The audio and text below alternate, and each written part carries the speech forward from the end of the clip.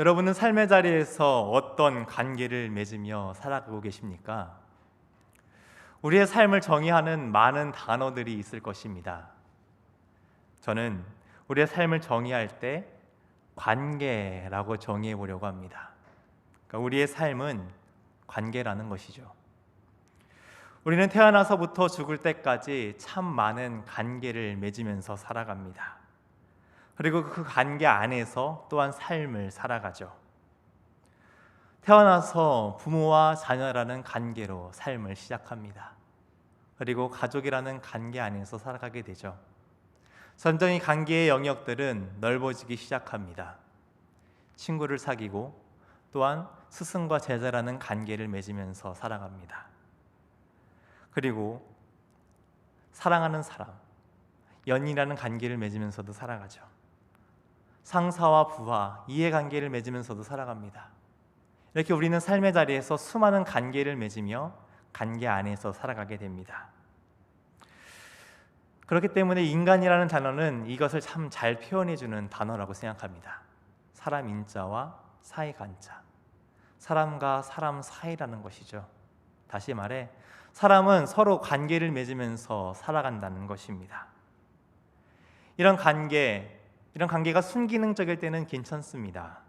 각자의 위치에서 서로가 기대하는 역할을 하며 살아갈 때는 그 갈등이 적죠. 상대방이 원하는 것에 대해서 대화를 하며 이해를 합니다. 그 간극을 줄여가며 갈등의 요소를 줄여갈 때 그 관계는 참 건강한 관계다라고 표현할 수 있겠죠. 관계는 이해가 필요하다는 것입니다. 그리고 이 이해의 방향은 상대방을 향해야 한다는 것이죠. 이 이해의 방향이 상대방을 향하지 않고 나를 향하기 시작했을 때 문제가 생겨나기 시작합니다. 갈등이 일어나죠. 상대방을 이해하기보다 나를 이해해주고 싶어하는 그 이기적인 마음 때문에 점점 관계에 균열이 찾아옵니다. 그 상태를 역기능적인 상태라고 볼 수 있습니다. 관계가 역기능적일 때는 문제가 생겨납니다. 오늘 말씀은 이 역기능적인 상태를 표현하며 17절에 거스른다라는 표현을 쓰고 있습니다. 갈등이 생긴 것이죠. 이 갈등이 찾아오면 관계 속에 참 많은 것들이 깨어지기 시작합니다. 조금씩 부딪히죠. 그리고 삐거덕거리기 시작합니다.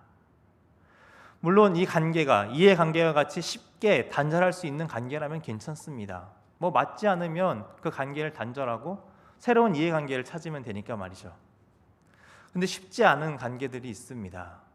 부모와 자녀의 관계, 친구와의 관계, 그리고 연인과의 관계. 이런 관계에서 갈등이 생겨나면 우리는 쉬이 그 관계에서 벗어나지 못하게 됩니다. 계속해서 관계의 골은 깊어지면 깊어질수록 갈등은 더 심해지고 어떻게 해결해야 될지 그 길이 보이지 않게 되죠. 왜 이런 갈등이 생겨나는 것일까요? 그것은 주도권을 가지려고 하기 때문입니다. 그렇다면 주도권은 왜 가지려고 하는 것일까요? 자유롭고 싶기 때문이죠. 그 관계에 있어서 나를 중심으로 내가 자유하고 싶기 때문입니다. 내 뜻대로 하고 싶다는 것입니다.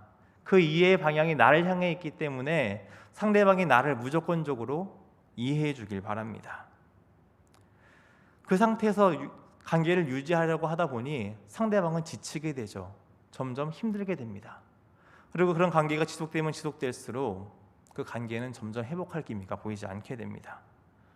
균열이 점점 심해지고 결국은 깨어지게 될 수밖에 없죠. 우리는 이렇게 관계 안에서 살아갑니다.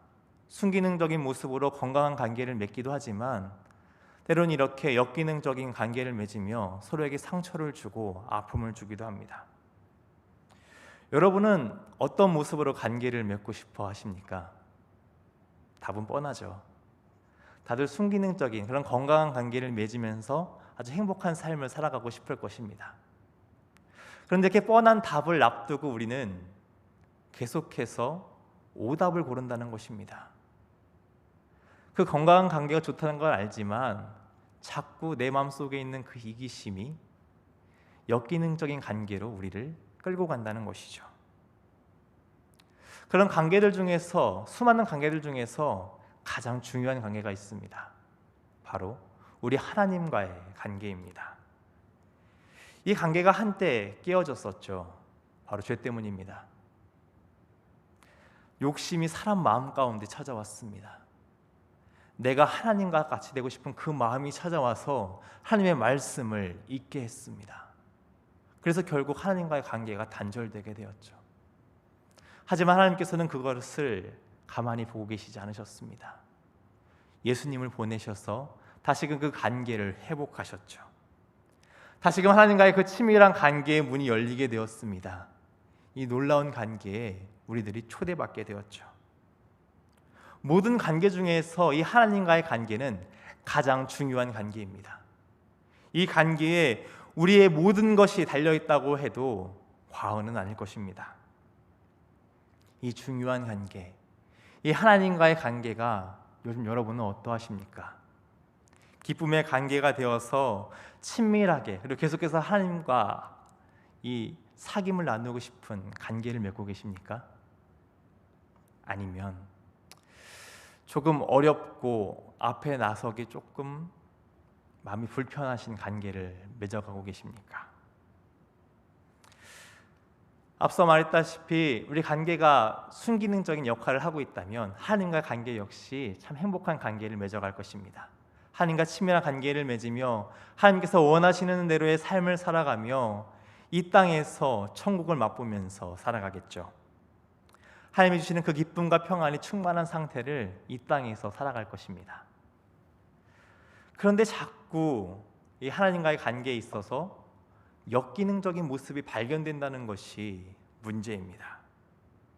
우리 안에 있는 죄성이 자꾸 이 관계에 있어서 간섭을 하기 시작합니다. 갈라디아서 5장 16절의 말씀은 이것을 이렇게 표현합니다. 내가 이르노니 너희는 성령을 따라 행하라. 그리하면 육체의 욕심을 이루지 아니하리라. 우리가 성령을 향해 따르지 않는 역기능적인 모습을 육체의 욕심이라고 표현하고 있습니다. 이것은 우리의 죄성이 가지고 있는 욕구이죠.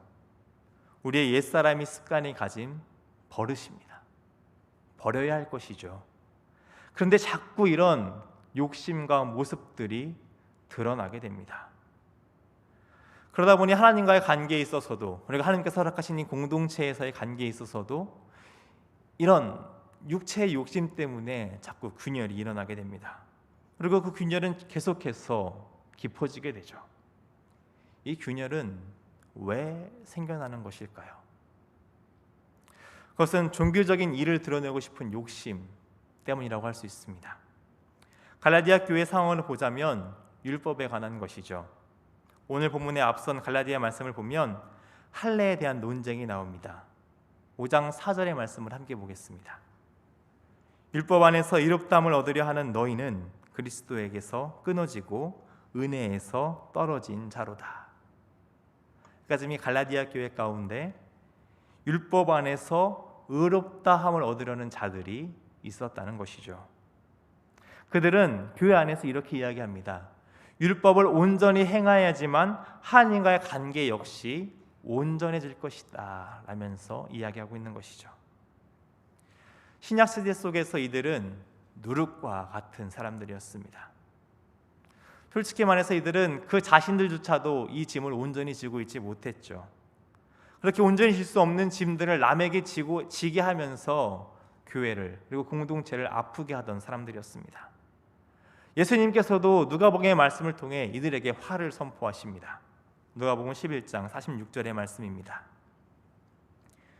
이르시되 화했을진저 또 너희 율법교사여 자기 어려운 짐을 사람에게 지우고 너희는 한 손가락도 이 짐에 대지 않는도다.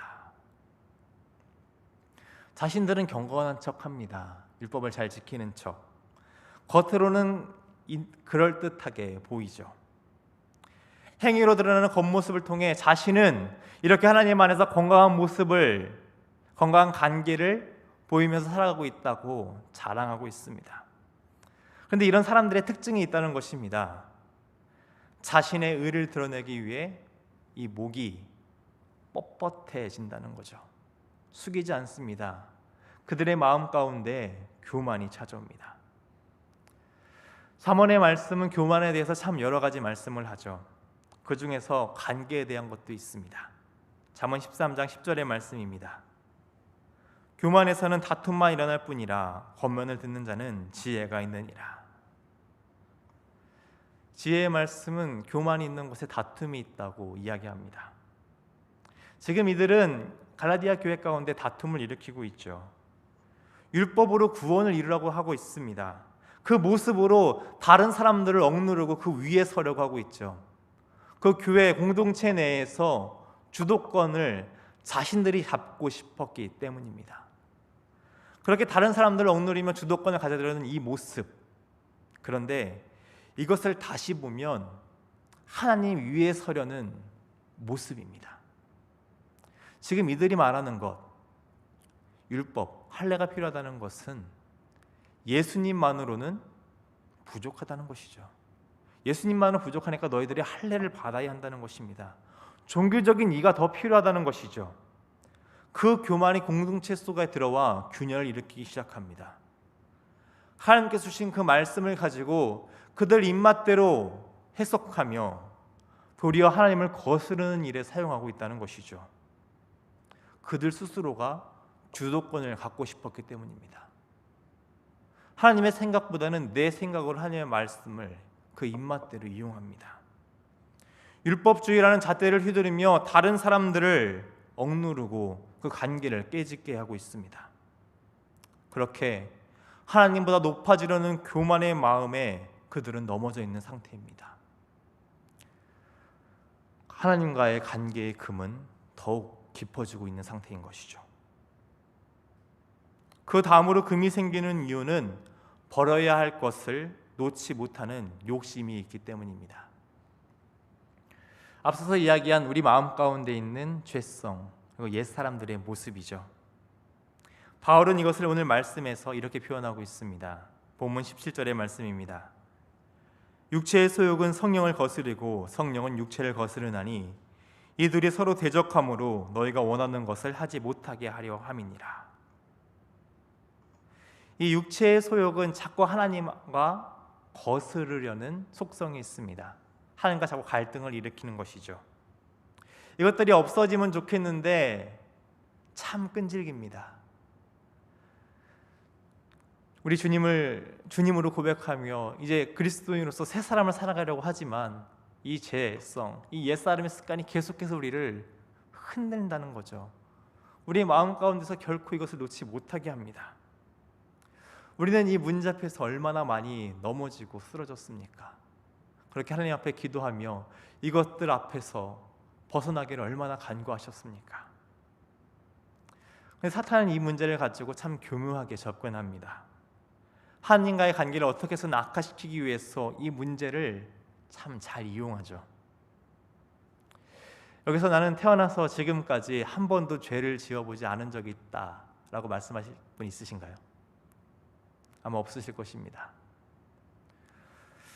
그렇다면 이렇게 죄를 지었을 때 바로 심판을 받으신 기억이 있으십니까? 대부분의 경우 우리는 죄를 지어도 바로 심판을 받지 않는 것들을 경험합니다. 아무 일도 일어나지 않죠. 물론 그래도 성령님께서 주시는 마음이 있기 때문에 죄를 짓고 넘어졌을 때 우리 마음에 찔림이 있습니다. 아, 이러면 안 되는구나, 죄에서 돌이켜야 되는구나 라는 마음을 주십니다. 근데 한 번, 두 번 계속해서 넘어지다 보면 이 죄의 문제에 대해서 둔감해지는 것이죠. 아무 일도 없습니다. 또는 찔렸던 마음은 처음 그 찔림이 점점 둔감해집니다. 그러다 보니 하나님의 오래 참으심을 슬슬 이용하기 시작합니다. 쉽게 표현해 보자면 연인 사이에서 나쁜 연인이 되는 것이죠. 나쁜 연인들은 이렇습니다. 이렇게 해도 상대방은 무조건 받아줄 것이다 라고 생각하며 내가 옳은 대로 생각합니다. 그러니까 이해의 방향이 나한테 있는 것이죠. 내가 옳다, 내가 주도권을 가지고 있으니까 너는 이렇게 따라와야 된다, 무조건 내 뜻대로 해야 된다. 그렇게 상대방의 생각과 뜻을 내 마음대로 좌지우지하려고 합니다. 그 자신만이 옳다는 생각 속에 상대방은 점점 힘들어하지만 그 상대방의 마음은 신경 쓰지 않게 되죠. 그래도 되는 줄 알고 착각하게 된다는 것입니다. 심순덕 시인의 엄마는 그래도 되는 줄 알았습니다 라는 시가 있습니다. 들어보셨을 것입니다. 시인은 엄마가 그래도 되는 줄 알았다고 말하며 엄마가 받는 상처와 그리고 부당한 대우들을 이야기합니다. 그러던 날 중 하루는 엄마가 우는 모습을 발견하게 됩니다. 그리고 시의 마지막 부분을 이야기합니다.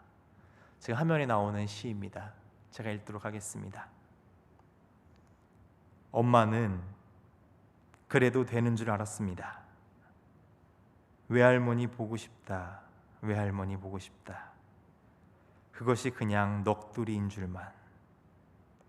한밤중 자다 깨어 방구석에서 한없이 소리 죽여 울던 엄마를 본 후론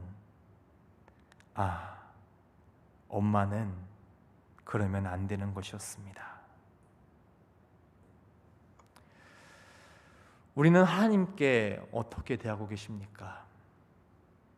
자꾸 버려야 할 옛 습관을 쫓으며 하나님의 마음을 이렇게 아프게 하고 계시진 않으십니까?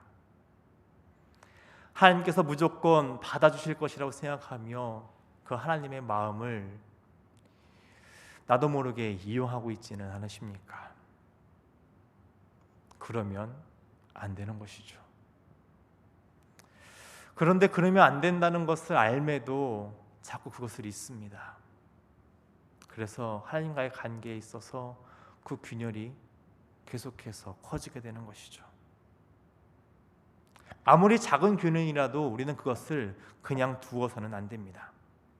작은 균열을 놓쳤을 때 그것은 더 큰 일로 우리에게 닥쳐오게 되죠. 더 큰 균열이 되기 시작하며 더 이상 걷잡을 수 없게 되면 큰 문제가 됩니다. 그렇게 되면 안 되는 것이죠. 그 전에 돌이켜야 됩니다. 말씀은 그렇게 돌이키지 못한 사람들의 모습을 육체의 일을 행하는 자들로 계속해서 표현하고 있습니다. 그러면서 바울은 갈라디아서를 통해서 이렇게 말하고 있습니다. 갈라디아서 5장 21절의 말씀입니다. 투기와 술 취함과 방탕함과 또 그와 같은 것들이라 전에 너희에게 경계한 것 같이 경계하노니 이런 일을 하는 자들은 하나님의 나라를 유업으로 받지 못할 것이요. 앞서서 이런 육체의 일들을 나열하고 있습니다. 그리고 이런 일들을 하는 자, 육체의 욕심, 육체의 소욕에 따라 사는 사람들은 하나님의 나라를 유업으로 받지 못할 거라고 말하고 있습니다. 하나님과 관계없는 사람들이라는 것이죠. 마지막 날에 아무리 주여 주여 외칠지라도 주님께서 어떻게 하신다고 말씀하십니까? 마태복음 7장 23절의 말씀입니다. 그때 내가 그들에게 밝히 말하되 내가 너희를 도무지 알지 못하니 불법을 행하는 자들아 내게서 떠나가라 하리라. 도무지 알지 못한다고 하시죠. 이보다 더 무서운 것이 어디 있겠습니까? 하나님께서 나를 모른다고 하십니다. 예수님께서 도무지 알지 못한다고 나를 떠나라고 하십니다. 생각만 해도 주님께서 나에게 그러신다고 생각만 해도 식은땀이 나며 막 온몸이 떨리는 상황입니다. 여기까지 가면 안 된다는 것이죠. 균열을 발견했을 때 우리는 속히 돌이켜야 한다는 것입니다. 신앙의 여정 속에서 이 균열들, 이 갈등들은 끊임없이 우리를 괴롭게 할 것입니다. 하지만 하나님께서는 이것들을 어떻게 극복해야 될지, 우리의 삶은 어떻게 해야지 하나님과 온전한 관계를 맺어야 하는지를 말씀을 통해서 우리에게 알려주고 계십니다. 먼저는 하나님 안에서 서로 종노릇하며 서로 짐을 지라고 하십니다. 갈라디아서 5장 13절의 말씀을 함께 보겠습니다. 형제들아 너희가 자유를 위하여 부르심을 입었으나 그러나 그 자유로 육체의 기회를 삼지 말고 오직 사랑으로 서로 종노릇하라. 바울은 그 율법들의 이야기를 하면서 율법은 내 이웃을 사랑하는 것이라고 결론을 내립니다. 그러기 위해 우리에게 주신 그 자유를 육체의 기회로 삼지 말고 서로 종노릇하라고 이야기하죠. 짐을 대신 지는 것, 종노릇한다는 것. 어떻게 보면 그것은 자유를 누리는 것, 주도권을 가지는 것과는 너무나 먼 거리가 있는 단어일 것입니다. 오히려 자유를 빼앗기고 주도권을 내어준 상태라고 느낄 수 있죠. 내 짐도 남이 지게 하고 어떻게 해서든 주도권을 가져오는 것이 참으로 지혜롭다고 여기는 오늘날을 살아가면서 이 말씀은 어떻게 보면 참 마음에 와닿지 않을 수 있습니다. 그러나 중요한 것이 있습니다. 이 모든 것에 있어서 하나님께서 시작하셨다는 거죠. 주도권은 결코 우리에게 있은 적이 없었다는 것입니다. 하나님께서 시작하시고 하나님의 결단으로 이 모든 관계가 시작되었다는 것입니다. 로마서 5장 8절 말씀을 보면 하나님께서 그 사랑을 보여주십니다. 우리가 아직 죄인 되었을 때 그리스도께서 우리를 위하여 죽으심으로 하나님께서 우리에 대한 자기의 사랑을 확증하셨느니라. 우리가 무엇을 한 것이 없는 그 상태에서 하나님께서 주도적으로 이 모든 관계를 이끌어 가시기를 결정하셨다는 거죠. 주도권을 가지고 우리에게 사랑을 베풀어 주셨습니다. 세상 그 어떤 것으로도 해결할 수 없는 문제를 우리 하나님께서 해결해 주셨죠.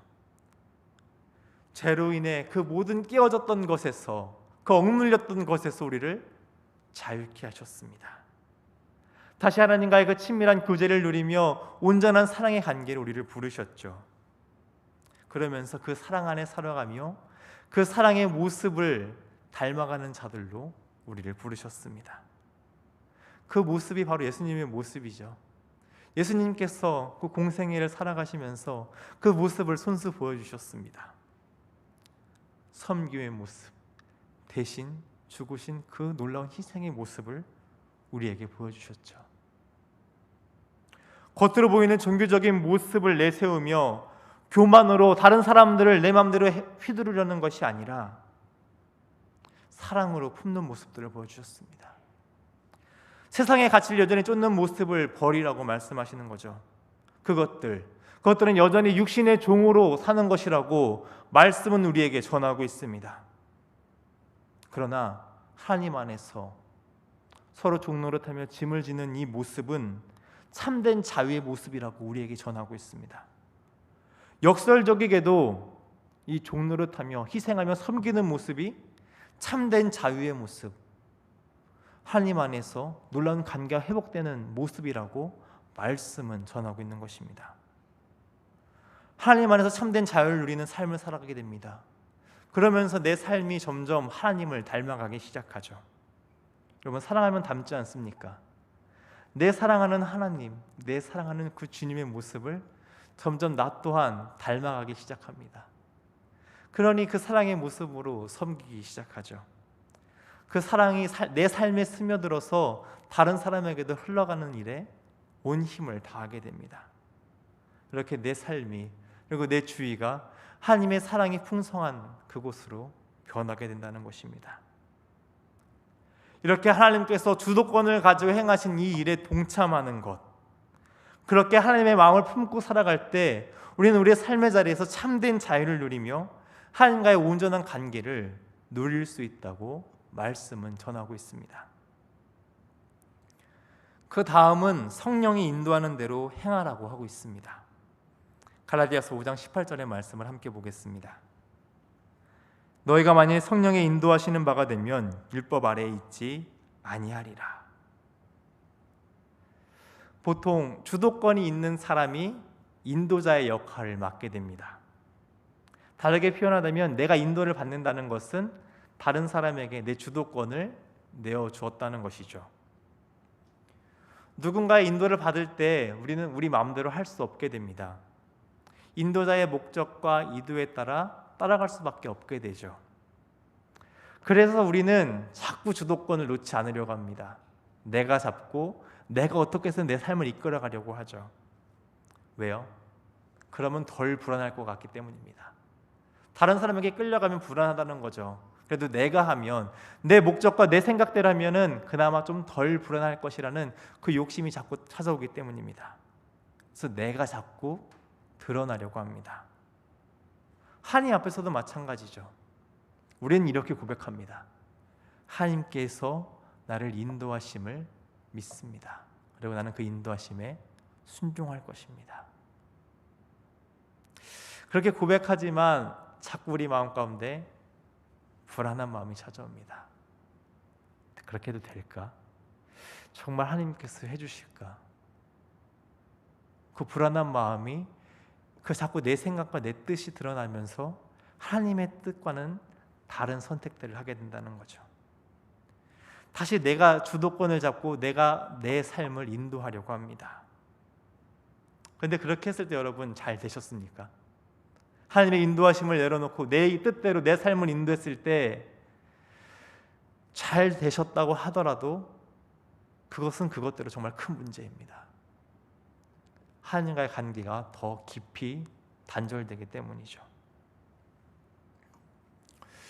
여러분 한번 운전해야 할 때의 모습들을 생각해 보시기 바랍니다. 최근에 설 명절이 있으셨죠? 설 명절이 되면 우리는 을에 고향을 찾아가곤 합니다. 고향을 찾아가기 위해 자동차에 몸을 싣습니다. 운전하시는 분들 이렇게 운전을 하다 보면 내가 운전대를 잡고 운전하기 때문에 내가 그 길을 이 차를 내 마음대로 이끌고 가는 것 같죠. 그런데 여러분 어떻습니까? 설 명절에 운전을 하시면 분명 고속도로 올라갔는데 고속도로가 아니라 저속도로죠. 점점 내 몸은 지치게 되고 힘들게 됩니다. 피곤하죠. 분명 내가 운전대를 잡고 내가 주도하고 있는데 막상 교통의 흐름에 내가 끌려가게 됩니다. 자유롭지도 못하죠. 온통 그 운전에 집중하느라 다른 것들은 잘 보지도 못합니다. 근데 여러분 다른 사람들이 대신 운전해 주시는 그 차에 타면 여러분 어떻습니까? 편안하죠. 신경 쓸 것들이 적습니다. 목적지는 운전자가 잘 알아서 가줄 테니까 마음 편하게 타고 갑니다. 가끔 졸기도 하고 운전자의 말동무도 되기도 해주며 가끔은 창밖의 풍경들을 보며 마음을 놓기도 하죠. 여러분 어떤 것이 더 자유로운 모습입니까? 성령님의 인도하심을 받는다는 것이 이러합니다. 내가 하고자 하는 것대로는 할 수는 없습니다. 왜요? 내 삶은 이제 성령님께서 인도하시는 그대로 따라가야 되기 때문이죠. 그러나 하나님께서 원하시는 삶의 모습으로 바뀌게 됩니다. 성령님의 인도하심 안에 우리는 하나님 안에서 정말 참된 자유를 누리는 삶으로 바뀌어가는 거죠. 하나님께서 하시는 그 역사를 바라보며 우리의 입술 가운데는 감사의 고백이 넘쳐나게 될 것입니다. 그러면서 더욱 하나님과 친밀한 관계로 이어지게 되죠. 성령님의 인도하심에 순종하며 나아갈 때 우리의 삶의 자리들은 이렇게 나는 점점 사라지고 하나님으로 가득 차게 됩니다. 세상 사람들은 누구나 주인이 되고 싶어 합니다. 주도권을 손에 꼭 잡고 이것을 결코 놓지 않으려고 하죠. 다들 자신의 삶의 지배자가 되려고 합니다. 근데 그리스도인의 삶은 다르죠. 종노릇합니다. 인도하심을 내어두며 순종의 길을 걸어가게 되죠. 내 삶의 지배권은 나한테 없습니다. 세상의 시선으로 이런 그리스도인들의 모습을 보면 어리석어 보이죠. 이 험한 세상, 저렇게 순진하게 살아가면 어떻게 살아갈까 참 걱정되는 모습일 것입니다. 줏대 없이 끌려다니며 남 좋은 일들만 하는 것 같은 삶처럼 보이죠. 근데 이 모든 것을 하나님의 시선으로 본다면 역전되기 시작합니다. 자신의 스스로 삶의 지배자가 되어서 살아가는 그 모습들, 그 모습은 육체의 종, 죄의 종이 되어서 결국 죽음을 향해 나아가는 모습이 되어버립니다. 참 어리석은 모습이 되어있는 것이죠. 반면에 하나님께 내 모든 것을 내어드리며 순종의 길을 걸어갔던 그 삶들, 섬김과 순종의 삶을 사는 그 모습은 참된 자유를 누리는 삶으로 바뀌게 됩니다. 그러면서 하나님과의 온전한 관계를 누리는 복된 삶으로 바뀌게 되는 것이죠. 우리는 이 역설을 뛰어넘어야 됩니다. 그럴 때 참된 자유를 누리게 되죠. 주도권을 내가 갖고 있는다고 해서 내 삶이 복된 삶이 되는 것이 아니라는 것입니다. 이 주도권 내려놓아야 됩니다. 성령님께서 우리를 지배하고 성령님께서 이 주도권을 가지고 우리의 삶을 인도하면 인도할수록 우리는 하나님 안에서 더 큰 자유를 누리게 됩니다. 진짜 자유를 즐기게 되며 하나님 안에서 참된 관계, 이 놀라운 친밀한 관계가 회복되어지기 시작하죠. 이 놀라운 자리로 오늘 우리를 부르고 계십니다. 어서 이 놀라운 자리에 함께 참여해서 이 기쁨을 함께 누리자고 우리 주님께서 말씀하고 계십니다. 이 초대에 기쁨으로 나아가야 되지 않겠습니까? 우리 안에 있는 욕심을 내려놓으시기 바랍니다. 그 욕심 다 독입니다. 가지고 있어서 득될 것 하나 없습니다. 도리어 하나님과의 관계가 끊어지는 원인이 되어버립니다. 그러니 그것들 다 내려놓으시기 바랍니다. 다 버리고 다 비우고, 그리고 그 자리에 성령님으로 채우시기 바랍니다. 성령님의 인도하심으로 채우시기 바랍니다. 그렇게 내 뜻과 내 생각 하나하나 내려놓고 그 안에 하나님의 생각과 하나님의 뜻으로 채우시기 바랍니다. 그렇게 그리스도 예수의 사람으로 살아갈 때 우리는 우리의 삶의 자리에서 참된 자유를 누리며 이 놀라운 기쁨의 관계를 온전히 누릴 수 있게 됩니다. 관계가 회복되고 우리의 삶의 자리 가운데 기쁨이 넘쳐나며 감사의 고백들이 넘쳐나게 될 것입니다. 그렇게 우리의 삶의 주도권은 하나님께 있음을 고백하며 순종과 겸손의 길을 걷는 믿음의 사람들이 되시기를 바랍니다. 하나님과 온전한 관계를 누리며 참된 자유인으로 살아가시는 그 기쁨이 오늘 우리 가운데 충만하기를 주님의 이름으로 축원합니다.